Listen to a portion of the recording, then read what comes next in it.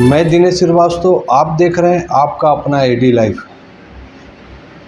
विधायक सरजू राय, पूर्वी सिंहभूम, जमशेदपुर, झारखंड, आज अपनी बिष्टुपुर कार्यालय में आज प्रेस कॉन्फ्रेंस का आयोजन किया गया। ये आज हम आप लोगों को आमंत्रित किए हैं, दो विषय रखना है। दोनों का हमने लिखित में हैंड आउट बना लिया है। एक विषय तो है कि जमशेदपुर में जो नगर पालिका सेवाएं हैं और सामान्य आदमी का जो काम है उसकी व्यवस्था ध्वस्त हो गई है, और उसमें मैंने बताया है कि किस तरह से मैं घूमता हूं तो देखता हूं कि नगर पालिका सेवाओं के ध्वस्त होने का असर टाटा स्टील की सेवाओं पर भी पड़ रहा है। अब इसमें मैंने विस्तार से लिखा है कि नालियों की सफाई नहीं होती है, कचरा निकाल के 15 दिन तक 10 दिन तक किनारे रखा रहता है, नाले साफ़ नहीं हो रहे हैं। जो सफाई ठेकेदार हैं उनके मजदूर तो मैं पिछले एक हफ्ते से घूम रहा हूँ, कहीं दिखाई ही नहीं पड़ रहे हैं साफ़ करते हुए। और आज ही मैं बारिडी की बस्ती में गया था, कई जगह गया था, कहीं कोई सफाई का मजदूर दिखाई नहीं पड़ता है। डेंगू वायरल बुखार ये महामारी जैसा हो गया है। और जो वर्तमान हमारी क्षमता है, चाहे टीएमएच में है, एमजीएम में है, सदर अस्पताल में है, ये क्षमता पूरी तरह से भर गई है, कहीं बेड नहीं है। तो मैं प्रशासन से यही मांग कर रहा हूँ कि भाई जैसे हम लोग कोरोना के समय में स्पेशल वार्ड बनवाए थे, वैसे ही डेंगू के लिए स्पेशल वार्ड बनवाइए, ताकि कोई भी एक आदमी जिसको डेंगू हो गया है वो आपके इमरजेंसी वार्ड में जाता है तो ये कहकर नहीं लौटाया जाए कि हमारे पास बेड नहीं है। तो इसकी एक अलग व्यवस्था सरकार टीएमएच, एमजीएम, सदर अस्पताल सभी जगह कराए, या जो भी और अपने अस्पताल हैं वहाँ कराए। दूसरा क्या है कि डेंगू हो गया है तो आजकल जैसे हम लोग ब्लड डोनेशन कराते हैं तो हम लोगों के लिए रहता है हमारा कितना ब्लड हमको देंगे। हम लोग मांग रहे हैं तो लोग कह रहे हैं कि खून की बहुत कमी हो गई है, प्लाज्मा तो आप मांगिए ही मत मांगिए। तो इसलिए हम लोगों ने तय किया है कि हर साल हम लोग करते हैं, मगर इस साल 25 सितंबर को हम लोग एक ब्लड डोनेशन कैंप कर रहे हैं। ब्लड डोनेशन कैंप इसलिए भी कर रहे हैं कि डेंगू के कारण से ब्लड की खपत बढ़ गई है।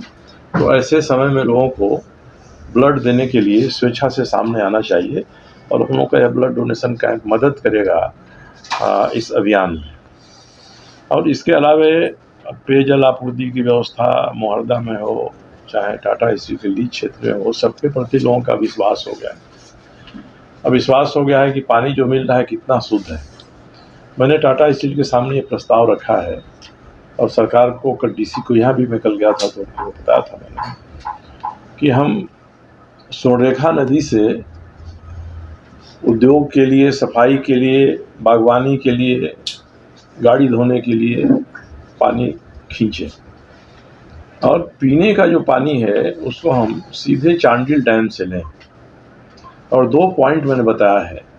एक तो चांडिल डैम की जो बाई नहर जाती है घाटशिला बहरागोड़ा की तरफ, वह बिल्कुल ही चांडिल डैम के पास से गुजरती है, और चांडिल डैम के पास से वहाँ एक जगह भी बनाई हुई है नहर में कि उससे हम चांडिल डैम में चांडिल कहते हैं, ये डिमना लेक में पानी ले सकते हैं।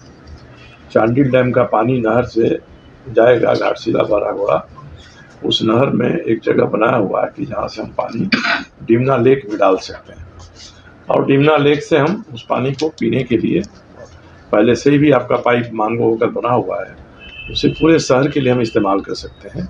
ये प्रस्ताव मैंने रखा तो टाटा स्टील के लोगों का कहना है कि डिमना लेक तो हमारा रिजर्व पानी है। तो मैंने उनसे कहा है कि आपका रिजर्व पानी रहेगा, आपको जितने पानी की रोज़ ज़रूरत है उतना ही पानी रोज़ आप चांडिल से डिमना लेक में छोड़वा दीजिए, उतना पानी निकाल लीजिए, रिजर्व का रिजर्व बचा रह जाएगा। और दूसरा हमने विकल्प बताया है कि सतनाला डैम है पार्टी के से सटे हुए, वहाँ एक चांडिल की दाहिनी नहर आती है चांडिल डैम से, और वो दाहिनी नहर पहले आती थी जहाँ की सिंचाई के लिए, सब जगह अब कारखाना और घर बन गया है। वहाँ से लेके और पार्टी तक तो वहाँ अब सिंचाई की ज़रूरत नहीं है, उस पूरे पानी का इस्तेमाल हम पीने के लिए कर सकते हैं। और वो सतनाला डैम ऊंचाई पर है, वहाँ से हम लोग ग्रेविटी फ्लो से पानी यहाँ से घाटशिला तक, मुसाबनी तक ले जा सकते हैं।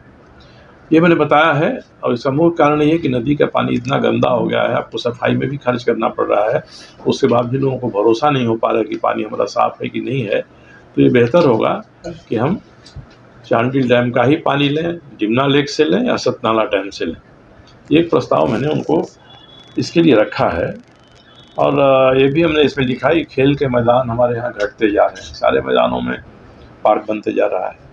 खेल का मैदान चाहिए जहाँ बच्चे खेल सकें, और अब जो मैदान है उनको उसी तरह से सौंदर्यीकरण किया जाए या परिवर्तित किया जाए। और आज मैं गया था घूमने, तो कई लोगों ने हमको बताया कि देखिए जो छिनतई हो रही है ना, ये ऐसा नहीं है कि पहले हम लोग सोचते थे कि कोई है नशाखोर है, ऐसा है, ये छिनतई कर ले रहा है। ये छिनतई का जमशेदपुर में संगठित गिरोह बन गया है। इसके अड्डे बिरसा नगर से लेके और टेलको तक के एरिया में हैं, वहाँ से इनका संचालन हो रहा है। तो मैं पुलिस से कहना चाहूँगा कि इसको आप छिटपुट घटना के रूप में छिनतई को मत लीजिए। जिस तरह से छिनतई की संख्या बढ़ रही है, आप मान के चलिए कोई गिरोह इसको संचालित कर रहा है, और आप इस रूप में उसको देखिए। अब ये नगर पालिका हमारी है, नगर पालिका मतलब हमारे यहाँ JNSC है, तो JNSC के ऊपर अब हम उनको 15 दिन का समय दे रहे हैं। उसके बाद हम उनसे दबाव बनाएंगे, उनसे हम हिसाब मांगेंगे कि भाई आपके पास सफाई के लिए कितने मजदूर हैं, किस एरिया में आप कितना दे रहे हैं। और मैं एक दिन किसी दिन अपने कार्यकर्ताओं को मैंने कहा है कि इस हफ्ते के भीतर ही एक बार सब जगह जाके वो औचक निरीक्षण करें कि कोई मजदूर यहाँ है कि नहीं है, तो ये वो दे दें। जितना उनके पास संसाधन है उसके बारे में बता दें, कितनी गाड़ियाँ हैं, सफाई की गाड़ियाँ कितनी, डोर टू डोर कचरा की गाड़ियाँ कितनी हैं, ये बता दें।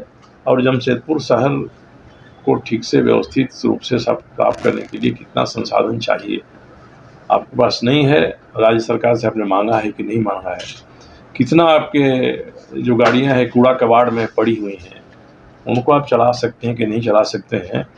ये 15 दिन का समय देकर हम लोग इसका हिसाब लेंगे, और इस पर जनता के साथ मिलकर सीधी कार्रवाई हम लोग करेंगे, क्योंकि बहुत नुकसान हो रहा है। लगता ही नहीं है कोई नगर पालिका नाम की संस्था यहाँ पर है। तो ये एक बातें हैं जो पहला मैंने ये कहा है आपको। दूसरा, होंगे कई दिन से अखबारों में निकल रहा है, सोशल मीडिया में हमारे खिलाफ अभियान चल रहा है सूर्य मंदिर को लेकर, कि हम सूर्य मंदिर के आध्यात्मिकता पर मैं प्रहार कर रहा हूँ।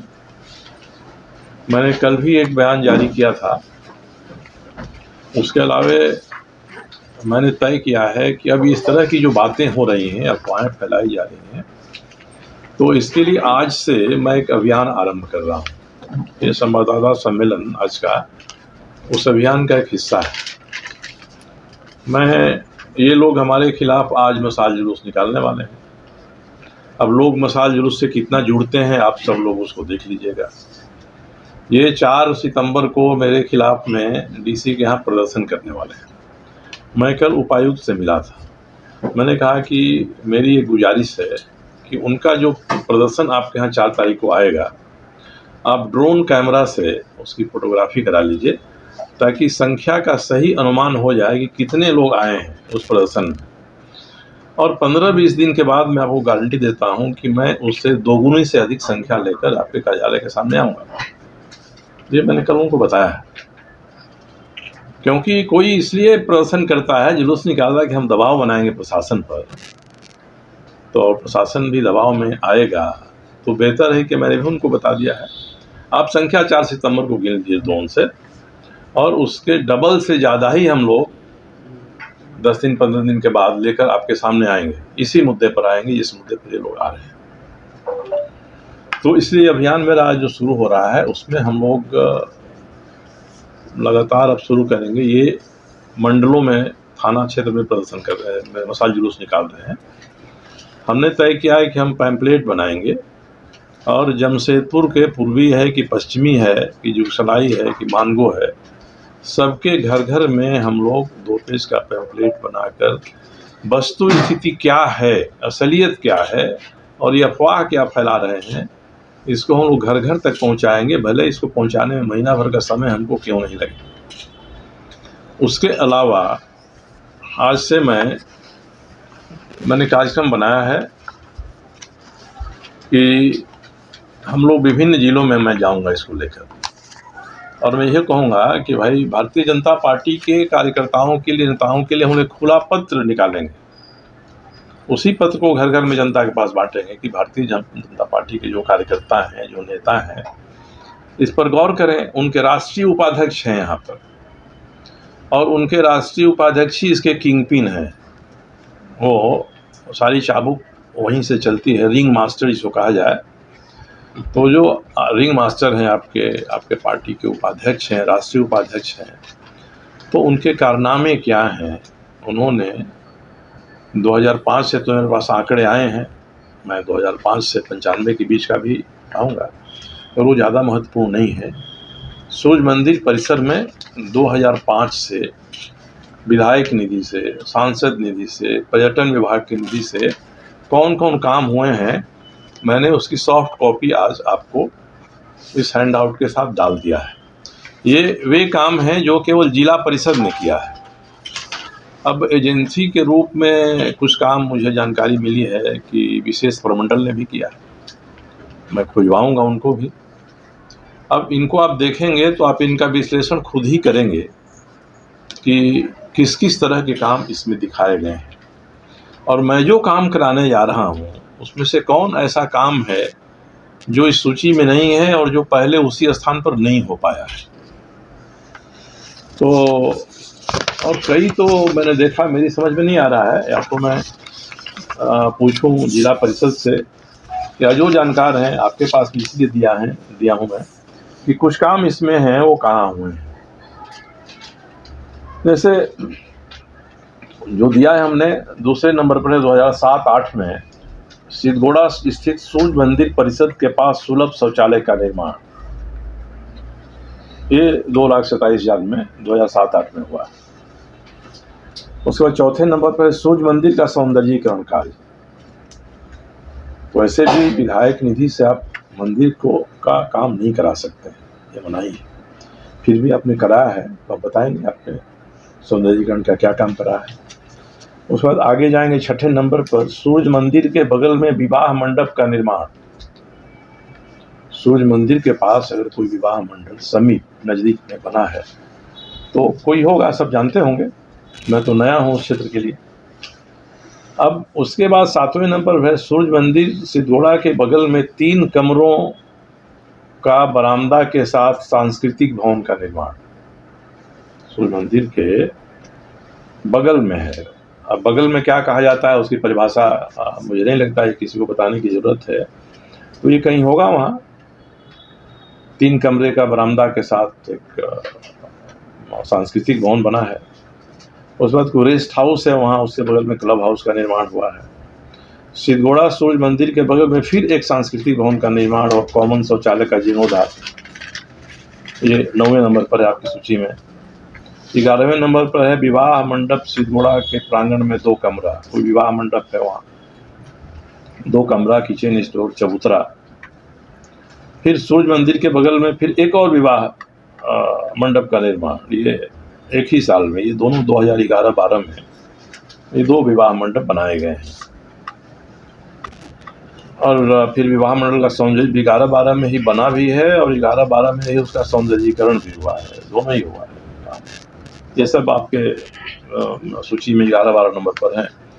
फिर आगे जाइए तो सूर्य मंदिर के बगल में स्थित तालाब में 2 अदद पैडल बोट की आपूर्ति। मैंने पैडल बोट इसमें चलता था, 1,85,000 खर्च उस पर हुआ है। तो अब वो पैडल बोट चलाते थे, वो पैडल बोट का टूटा फूटा हिस्सा बाहर में फेंका हुआ था। अब हम लोग कहते हैं कि बच्चों के लिए छोटा हम पैडल से चलने वाला बोट जिसमें 1 बच्चे 2 बच्चे बैठे हैं वो चलाए हैं, तो इसमें आपत्ति हो रही है कि छठ घाट का अपमान हो रहा है इससे। आगे और भी आप जाएंगे इसमें तो 24वें नंबर पर है सूर्य मंदिर सिद्धगोड़ा में 1 कमरा का निर्माण, ये 6,59,000 में हुआ है 2015-16 में। सूर्य मंदिर के भीतर हुआ है, कमरा बनाया गया है। फिर सिद्धगुड़ा सूर्य मंदिर में डीप बोरिंग ये लगाया गया है 3,38,000 में। फिर और छोड़ के अब तीसरे पेज पर जाएंगे तो 42वें नंबर पर फिर है सूर्य मंदिर परिसर में पेवर्स ब्लॉक का कार्य। फिर ये सूर्य मंदिर में भीतर है, सूर्य मंदिर सिद्धगुड़ा में कैंपस लाइट का कार्य। सिद्धगुड़ा स्थित सूर्य मंदिर परिसर में सामुदायिक भवन का निर्माण। फिर नया सामुदायिक भवन है वहाँ। मैंने तो जितना वहाँ घूम कर देखा है, कहीं सामुदायिक भवन वहाँ दिखाई नहीं पड़ता है, बना होगा उसका। फिर सिद्धगुड़ा सूर्य मंदिर परिसर के ऑफिस के ऊपर एक तल्ला फॉल सीलिंग 3 AC लगाने का कार्य हुआ है उसमें। फिर सोन मंडप के पास बरगद है, कोई पेड़ हुए चबूतरा का निर्माण है। फिर यात्री निवास, हम लोग जानते हैं कि सारा यात्री निवास बना है पर्यटन विभाग से, उसमें भी एक कमरा का निर्माण विधायक निधि से भी कराया गया है। सूर्य मंदिर सिद्धगुड़ा स्थित सामुदायिक भवन के उत्तरी भाग में ग्रेनाइट बिछाने का काम, ये 13,36,200 रुपये के खर्च से हुआ है। ये 2019-20 में हुआ है। अब फिर उसी 19-20 में ही है सूर्य मंदिर सिद्धगुड़ा स्थित सामुदायिक भवन के दक्षिणी भाग में ग्रेनाइट बिछाने का काम, ये 5 लाख से हुआ है। एक 13,36,000 से, एक 5 लाख से। अब उस सामुदायिक भवन के उत्तर में और सामुदायिक भवन के दक्षिण में, कोई देखा होगा सामुदायिक भवन को तो बता सकता है कि उत्तर दक्षिण में कहाँ ग्रेनाइट बिछाने का काम हुआ है। उसके बाद अब उसी साल 2015-16 में जब विधायक निधि से सोन मंडप का ऊपरी तल्ला बन रहा है 2015-16 में, 2015-16 में ही पर्यटन विभाग के पैसे से बन रहा है सूर्य मंदिर के पास पार्क एवं सोन मंडप का सौंदर्यीकरण। सोन मंडप का ऊपरी तल्ला बन भी रहा है और उसका सौंदर्यीकरण भी हो रहा है, के साथ वही हो रहा है। तो इसी तरह के जो काम हैं हुए हैं। और एक राज्यसभा सांसद हैं महेश पोद्दार जी, 2020 से 21 के बीच में सूर्य मंदिर सिद्धगुड़ा जमशेदपुर के समीप बाउंड्री वाल एवं ग्रेनाइट एवं फर्श का निर्माण। तो उन्होंने सूर्य मंदिर की बाउंड्री बनवा दी, भाई हमारे सूर्य मंदिर की बाउंड्री है, और ग्रिल से उसको कर दिया महेश पोद्दार जी ने। और ग्रेनाइट और फर्श निर्माण तो कहीं और ही हुआ होगा, वहाँ तो नहीं हुआ है। तो जब बाउंड्री बन गई, आपने बाउंड्री बना दिया कि हमारा सूर्य मंदिर यहीं तक है, तो उसके बाहर में कोई शंख मैदान है, वहाँ पहले आपने कराया, हम लोग भी उसमें सौंदर्यीकरण काम कर रहे हैं। और हम इसलिए कराना पड़ रहा है कि वहाँ आप शंख देखेंगे कि वो शंख जमीन पर पड़ा हुआ है। जो भी गए हों, जो भी वहाँ जाते हैं शाम को घूमने फिरने, बच्चे उस पर चढ़ते हैं, कूदते हैं, महिलाएं बैठती हैं उस पर। तो हम तो चाहते हैं कि भाई शंख का हमारी आध्यात्मिक परंपरा में जो स्थान है उसके अनुसार तो शंख को पूजनीय माना जाता है। तो हम शंख को एक चबूतरा बना के, पेडेस्टल बना के हम उस पर रखना चाहते हैं। तो इसमें कौन सा गलत काम हो रहा है? अब महाभारत में श्रीमद् भागवत गीता भी है जहाँ भगवान कृष्ण उपदेश दे रहे हैं। तो उसके आरंभ में ही संजय बता रहे हैं कि भाई श्री कृष्ण का 5 जन्म है, युधिष्ठिर का ये है, अर्जुन का ये है, नाम है उनके शंखों का, 5-6 शंखों का। तो हम उसकी स्मृति में उसको उकेरना चाहते हैं वहाँ उसके एक किनारे पर। तो इसमें आपको क्या आपत्ति हो रही है? इसमें कौन सा ऐसा काम है जिससे शंख मैदान की आध्यात्मिकता पर प्रहार हो रहा है? और बास्केटबॉल बन रहा है, हमारा काम शुरू हो गया है, वो बन रहा है टाउन हॉल के नीचे के मैदान में, और ये प्रचार कर रहे हैं कि बास्केटबॉल बन रहा है शंख मैदान में। शंख मैदान के उत्तर में सोन मंडप की 4 दीवारी है, उसके बीच में पाम ट्री लगा के एक और छोटा मैदान लंबा में है, गिरा हुआ है। उस मैदान में पहले से आपको कई जानवर जो वन्य जीव हैं उनकी आकृतियाँ बनाकर टीना से, तार से और कायदे से उसको किया जाता है। जैसे टाटा स्टील ने कई ये किया है, फूल पत्ती लगा के वो बढ़िया बढ़ेगा तो उसको काट छाट के ठीक रखेंगे। इसका ढांचा बना हुआ है, टूटा फूटा हुआ है। वहीं पर एक पोल गड़ा हुआ है, या तो आप उस पर झूला लगाए होंगे या उसको कोई और सिस्टम लगाए होंगे। अब वहाँ अगर हम लोग वॉलीबॉल का कोर्ट बनाना चाहते हैं तो कौन नई बात हम लोग कर रहे हैं तो बताते हैं। उतने स्थान पर वॉलीबॉल का कोर्ट बन जाएगा, कबड्डी का कोर्ट बन जाएगा। तो पूरा जो ये परिसर है उसमें टाउन हॉल के नीचे इतने बड़े 2 कमरे हैं, उसको हम लोग इंडोर गेम्स के रूप में डेवलप कर रहे हैं। कबाड़ रखा रहता है उसमें हम लोग टेबल टेनिस का, बिलियर्ड्स का, कैरम का ये काम कराना चाहते हैं। तो पूरे परिसर को हम लोग ये चाहते हैं कि जमशेदपुर में टाटा स्टील के कैंपस से बाहर भी एक ऐसा मैदान हो जहां लोग खेल का अभ्यास करें, और ये सभी का अलग अलग क्लब बनाकर संचालित किया जाए। जेएनसी संचालित करे, उससे लाभ होता है या घाटा होता है वो जेएनसी उसको बर्दाश्त करे। और हम लोग टेबल टेनिस और इंडोर गेम्स का एक क्लब बना देंगे, वॉलीबॉल का एक क्लब बना देंगे, बास्केटबॉल का क्लब। जिसका मेंबर बनेगा वो वहाँ आएगा, खेलेगा, सीखेगा। वहाँ ट्रेनर्स रखे जाएंगे। स्विमिंग पूल में 15 तारीख तक रजिस्ट्रेशन का बात है। जो रजिस्ट्रेशन कराएंगे बच्चे जिनके, वो उसमें आएंगे। अब एक और हम लोगों ने हाफ ओलंपिक साइज के स्विमिंग पूल का प्रस्ताव दिया है। प्रस्ताव जिला खेल पदाधिकारी ने उपायुक्त के यहाँ भेज दिया है। कल मेरी बात हो गई कि नए उपायुक्त आप आए हैं, आप उसको जल्दी खेलकूद विभाग में भेज दीजिए।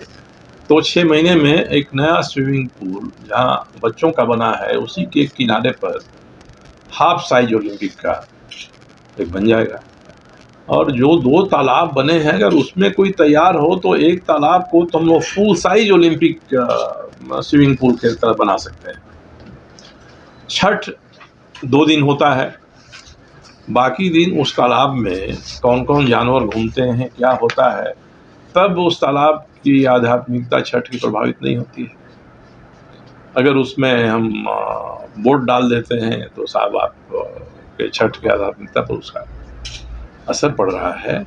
तो हम चाहते हैं कि उस स्थान को सिद्धगोड़ा क्रीड़ा उद्यान के रूप में विकसित किया जाए, और वहाँ कंपटीशंस हों, जिला का हो, राज्य का हो, लोग आए कंपटीशन के लिए भाग लें। तो हम लोग तो ये काम करना चाहते हैं।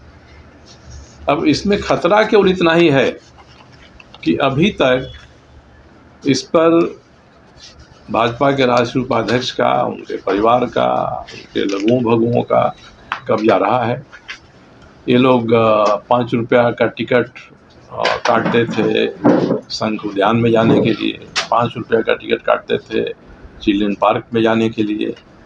और बुकिंग सोन मंडप यात्री निवास की जो होती थी 2020 के पहले का, तो 15 साल का उसका हिसाब किताब ही नहीं है। 2020 में जब मैंने बात किया कि जेएनसी हिसाब किताब रखे, तब से हिसाब किताब है।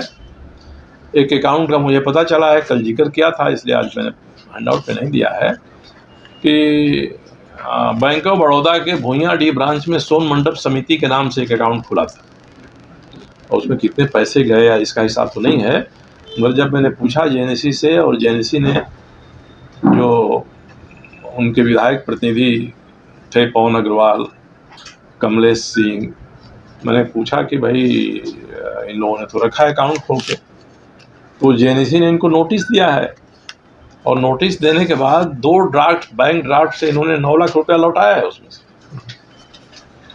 तो इतनी सब चीज़ें हुई हैं। सूर्य मंदिर के बाद जो टिकट कटता था चिल्ड्रन पार्क आदमी, उसका तो कोई हिसाब ही नहीं है। तो ये पैसे कहाँ गए हैं? तो मैं तो अभियान आज से आरम्भ कर रहा हूँ। आज यहाँ हूँ, कल दोपहर के पहले बोकारो, शाम के धनबाद, 4 को रांची, 5 को सरायकेला जिला में किसी स्थान पर, 6 को चाईबासा में, 7 जन्माष्टमी है, 7 को हम लोग रहेंगे बंसीधर स्थान है वहाँ नगर उटाई बंसीधर नगर में, 8 को गढ़वा में करेंगे, 9 को पलामू में करेंगे, 10 को चतरा में करेंगे, 11 को गिरडी में करेंगे, और गिरडी के बाद फिर कोडरमा में करेंगे, और गुमला और सिमडेगा में करेंगे। इतने जगह का तो हमने कार्यक्रम बना लिया है। इतने जिलों में मैं जाऊंगा, ये जिन पर हम लोग चर्चा कर रहे हैं वो उद्धृत रहेंगी, इसके बाद हम लोग छोटा पैम्पलेट बनाएंगे 2 पेज का, जिसको घर घर में डाल सकें। पूरे जमशेदपुर में हम लोग इसको डालेंगे, केवल पूर्वी तक ही हम सीमित नहीं रहेंगे और पूरे राज्य में जा रहे हैं। अब देश में जाने की कुव्वत तो नहीं है, नहीं तो जो राष्ट्रीय स्तर के पदाधिकारी हैं उनके कारनामों की चर्चा तो देश की राजधानी में कम से कम होनी ही चाहिए। अब हम लोग देख लेते हैं कि करने की क्षमता होगी तो हम लोग करेंगे, देश में भी करेंगे और राज्य भर में हम लोग कर रहे हैं, जमशेदपुर में कर रहे हैं। जो आपने बताया घोटाला के बारे में, जो सोर्स से 9 लाख रुपया पवन अग्रवाल और कमलेश जी ने वापस किया, यह कैसे जानकारी प्राप्त हुआ आपको? मेरे पास जेएनएससी की चिट्ठी है, मेरे पास पवन अग्रवाल और कमलेश सिंह की चिट्ठी है, मेरे पास उनके बैंक ड्राफ्ट की कॉपी है, ये सारी चीज़ें हैं, तब मैं कर रहा हूँ। अपने विधायक निधि से करीब 67-68 लाख की योजनाएं लिखा है, वे सब स्वीकृत हो गए हैं। उसके बाद पर्यटन विभाग के लिए एक हाफ ओलंपिक साइज का स्विमिंग पूल बनाने के लिए। जब महाभारत की शुरुआत शंख से हुई थी, जब शंख बजाया जाता है तो युद्ध रोक दिया जाता है, और यह युद्ध किधर जा रहा है? महाभारत सरजू राय वर्सेस उपाध्यक्ष के माध्यम से तो नहीं हो रहा, क्योंकि यह बहुत महत्वपूर्ण हो गया है। ये महाभारत या तो लघु भारत कर सकते हैं इसको, या तो सिद्धगोड़ा तक सीमित रखिए इसको, उससे बाहर ले जाने का कोई मतलब नहीं है। मैंने कुछ तथ्य आपको बताए हैं, और जो बताया है मैंने आपको सारे 2005 से लेकर अब तक का, जिसको हमने लिया है, मिला है हमको जिला परिषद से, उसको दिया है। अब मैं कोशिश कर रहा हूँ कि विशेष प्रमंडल से भी मिल जाए कितनी योजनाएं उन्होंने की हैं, उससे अधिक, या हम कहते हैं होता है कि 100% हो वो सरकार के पैसे से बना। अब उसके लिए जो चंदा उगाही हुआ, उसका क्या हुआ, ये तो चंदा उगाने वाले थे। जांच के लिए भी आपने कभी इसका कोई? नहीं, मैंने जांच के लिए नहीं दिया है। मैं तो केवल लोगों के सामने अपनी तरफ से स्पष्टीकरण रख रहा हूँ कि मेरे खिलाफ में जो प्रचार अभी हो रहा है कि मैं सूर्य मंदिर की आध्यात्मिकता पर, शंख मैदान के पवित्रता पर मैं आघात कर रहा हूँ, तो इसके संदर्भ में मेरा स्पष्टीकरण है। न मैंने जांच की मांग की है, न मैं इसे घोटाला का है। मैंने बताया है कि ये चीज़ें हुई हैं और मैं जो कर रहा हूँ वो इसी परिधि में है, इससे अधिक बाहर नहीं कर रहा हूँ। जो भी कर रहा हूँ इन्होंने जिला प्रशासन इसमें क्या रोल कर रहा है? मेन तो रोल इसका जिला प्रशासन का है। जिला प्रशासन ने सारे काम को होने देने के लिए सिग्नल दिया है। शंख मैदान के बारे में उन्होंने कहा कि थोड़ा मैं देख लेता हूँ, समीक्षा कर लेता हूँ, मैं जानता नहीं हूँ इसके बारे में। उसी संदर्भ में मैंने कहा था कि अब ड्रोन से संख्या गिनवा लीजिएगा और उसके डबल से ज़्यादा संख्या आपके पास हम लोग लेकर आएंगे, इसी मुद्दे पर आएंगे। विधायक जी ने पूर्वी सिंहभूम सरजू राय ने जो मेन प्रेस कॉन्फ्रेंस किया वह है सूर्य मंदिर विवाद। सूर्य मंदिर विवाद का जब उन्होंने प्रेस के माध्यम से यह जानकारी दिया कि सूर्य मंदिर परिसर जो में बहुत अधिक विवाद का अभी कारण है वह है शंख। सूर्य मंदिर परिसर में एक शंख बना हुआ है जिसको लेकर सरजू राय जी के फंड से वहाँ काम किया जा रहा था, लेकिन उसी के ऊपर में सूर्य मंदिर कमेटी, पुरानी कमेटी जो सरजू राय के उसमें टीम के कोई भी लोग नहीं हैं, वह टीम जैसे सरजू राय अपने विधायक से वह काम करने के लिए बढ़े, तब तक वह जो टीम है जो सरजू राय के विपक्ष में काम करती है, वह जिसके संरक्षक पूर्व मुख्यमंत्री रघुवर दास जी हैं और उनके कमेटी के लोग, उन्होंने विरोध किया। तो उसी को लेकर आज सरजू राय ने मेन प्रेस कॉन्फ्रेंस किया। आज प्रेस कॉन्फ्रेंस में जो शंख का नाम लिया गया वह सूर्य मंदिर के शंख, जो उसी से शुरुआत हुआ और यह महाभारत सरजू राय वर्सेस पूर्व मुख्यमंत्री रघुवर दास, राष्ट्रीय उपाध्यक्ष भाजपा के ऊपर है। तो यह विवाद थमने का नाम नहीं ले रहा, यह विवाद और बढ़ेगा और इसका असर आने वाले राजनीतिक, आने वाले विधानसभा चुनाव, आने वाले लोकसभा चुनाव में इसका असर ज़रूर होगा। हमारी राष्ट्रीय चैनल द टुडे लीव को आप हमारे साथ जुड़िए। उस चैनल में आपको राष्ट्रीय स्तर की समाचार, राष्ट्रीय स्तर की इन्फॉर्मेशन और देश में जो करंट अफेयर है, देश में विपक्ष और पक्ष क्या कहना चाहते हैं, क्या जनता को क्या बताना चाहते हैं, वह भी आपको दिखेगा। द टुडे लीव को भी आप सब्सक्राइब कीजिए। एडी लाइव का वीडियो को लाइक कीजिए, चैनल को सब्सक्राइब कीजिए और एडी लाइव की टीम की ओर से सभी को धन्यवाद। से पुनः मिलता हूँ किसी नए वीडियो के साथ।